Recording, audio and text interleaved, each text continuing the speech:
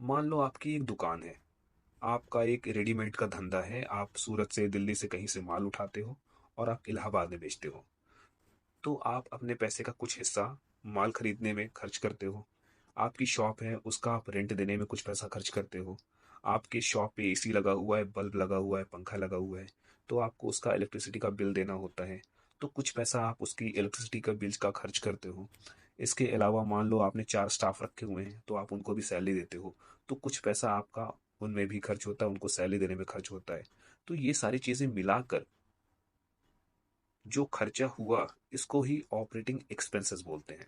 अब मान लो कि ये सारी चीज़ मिला के आप महीने में 50,000 खर्च कर रहे हो, यानी कि आपका ऑपरेटिंग एक्सपेंस लगभग 50,000 रुपये पर महीना है। और आप sale on an average 1 lakh की करते हो। तो sale minus operating expenses is equal to EBIT। यानी कि 1 लाख सेल्स करने पर आपका 50,000 का खर्चे का डिफरेंस, यानी कि अगर आपने 1 लाख की सेल की और 50,000 का ऑपरेटिंग एक्सपेंस किया, तो आपका EBIT आता है 50,000 रुपये। EBIT यानी कि earning before interest and taxes. इसी को ऑपरेटिंग प्रॉफिट भी कहते हैं। ये कंपनी का जितना ज़्यादा हो उतना अच्छा है, क्योंकि ये कंपनी की प्रॉफिटेबिलिटी बताता है।